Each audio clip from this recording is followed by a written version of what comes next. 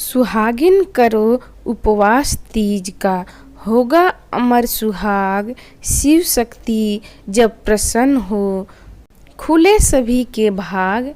माँ गौरा ने तप किया और किया उपवास, भोला शिव सा वर मिला, ना टूटा विश्वास। एक बार प्रेम से बोलिए माता पार्वती की जय।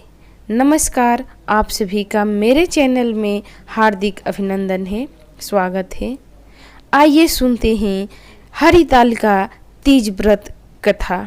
एक बार भगवान शिव ने पार्वती जी को उनके पूर्व जन्म का स्मरण कराने के उद्देश्य से इस व्रत के महात्म्य की कथा कही थी। श्री भोले शंकर बोले, हे गौरी, पर्वतराज हिमालय पर स्थित गंगा के तट पर तुमने अपनी बाल्य अवस्था में 12 वर्षों तक अधोमुखी होकर घोर तप किया था। इतनी अवधि तुमने अन्न न खाकर पेड़ों के सूखे पत्ते चबाकर व्यतीत किए। माघ की विकराल शीतलता में तुमने निरंतर जल में प्रवेश करके तप किया। बैसाख की जला देने वाली गर्मी में तुमने पंचाग्नि से शरीर को तपाया। श्रावण की मूसलाधार बारिश में खुले आसमान के नीचे बिना अल जल ग्रहण किए समय व्यतीत किया। तुम्हारे पिता तुम्हारी कष्ट साध्य तपस्या को देखकर बड़े दुखी होते थे। उन्हें बड़ा क्लेश होता था। तब एक दिन तुम्हारी तपस्या तथा पिता के क्लेश को देखकर नारद जी तुम्हारे घर पधारे। तुम्हारे पिता ने हृदय से अतिथि सत्कार करके उनके आने का कारण पूछा। नारद जी ने कहा, गिरिराज, मैं भगवान विष्णु के भेजने पर यहाँ उपस्थित हुआ हूँ। आपकी कन्या ने बड़ा कठोर तप किया है। इससे प्रसन्न होकर वे आपकी सुपुत्री से विवाह करना चाहते हैं। इस संदर्भ में आपकी क्या राय है, जानना चाहता हूँ। नारद जी की बात सुनकर गिरिराज गदगद हो उठे। उनके तो जैसे सारे कलेश ही दूर हो गए। प्रसन्नचित्त होकर वे बोले, श्रीमान, यदि स्वयं विष्णु मेरी कन्या का वरण करना चाहते हैं तो भला मुझे क्या आपत्ति हो सकती है। वे तो साक्षात ब्रह्मा है। हे महर्षि, यह तो हर पिता की इच्छा होती है कि उसकी पुत्री सुख संपदा से युक्त पति के घर लक्ष्मी बने।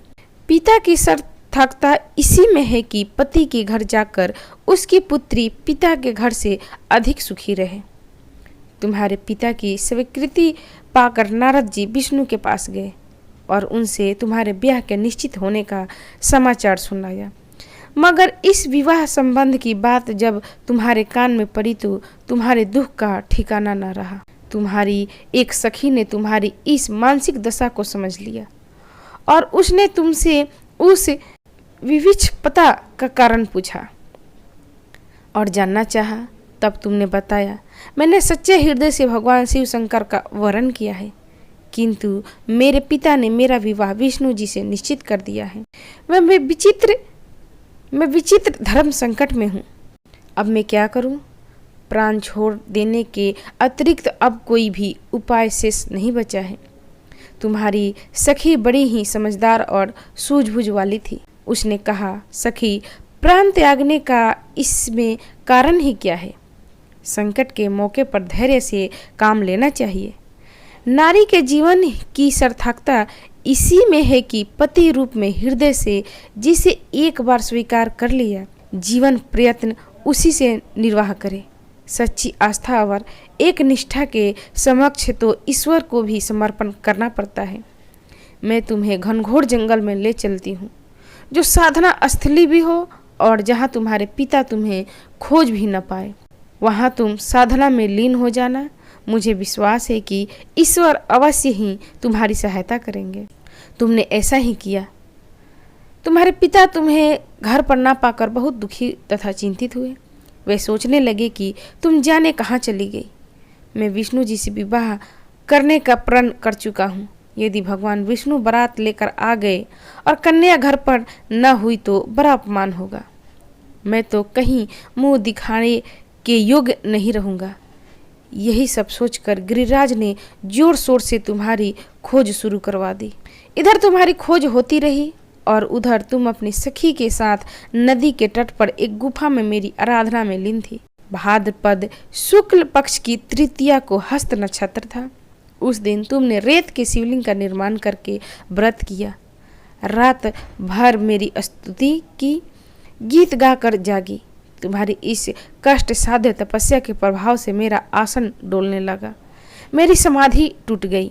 मैं तुरंत तुम्हारे समक्ष जा पहुंचा और तुम्हारी तपस्या से प्रसन्न होकर तुमसे वर मांगने के लिए कहा। तब अपनी तपस्या के फलस्वरूप मुझे अपने समक्ष पाकर तुमने कहा, मैं हृदय से आपको पति के रूप में वरण कर चुकी हूँ। यदि आप सचमुच मेरी तपस्या से प्रसन्न होकर आप यहाँ पधारे हैं तो मुझे अपनी अर्धांगिनी के रूप में स्वीकार कर लीजिए। तब मैं तथास्तु कहकर कैलाश पर्वत लौट आया। प्रातः होते ही तुमने पूजा की, समस्त सामग्री को नदी में प्रवाहित करके अपने सहेली सहित व्रत का पारण किया। उसी समय अपने मित्र बंधु दरबारियों सहित गिरिराज तुम्हें खोजते खोजते वहां आ पहुंचे और तुम्हारी इस कष्ट साध्य तपस्या का कारण तथा उद्देश्य पूछा। उस समय तुम्हारी दशा को देखकर गिरिराज अत्यधिक दुखी हुए और पीड़ा के कारण उनकी आंखों में आंसू उमड़े। तुमने उनके आंसू पोंछते हुए विनम्र स्वर में कहा, पिताजी, मैंने अपने जीवन का अधिकांश समय कठोर तपस्या में बिताया है। मेरी इस तपस्या का उद्देश्य केवल यही था कि मैं महादेव को पति रूप में पाना चाहती हूँ। आज मैं अपनी तपस्या की कसौटी पर खड़ी उतर चुकी हूँ। आप क्योंकि विष्णु जी से मेरा विवाह करने का निर्णय ले चुके थे, इसलिए मैं अपने आराध्य की खोज में घर छोड़कर चली आई। अब मैं आपके साथ इसी शर्त पर घर जाऊंगी, आप मेरा विवाह विष्णु जी से न करके महादेव जी से करेंगे। गिरिराज मान गए और तुम्हें घर ले आए। कुछ समय पश्चात शास्त्रोक्त विधि विधान पूर्वक उन्होंने हम दोनों को विवाह सूत्र में बांध दिया।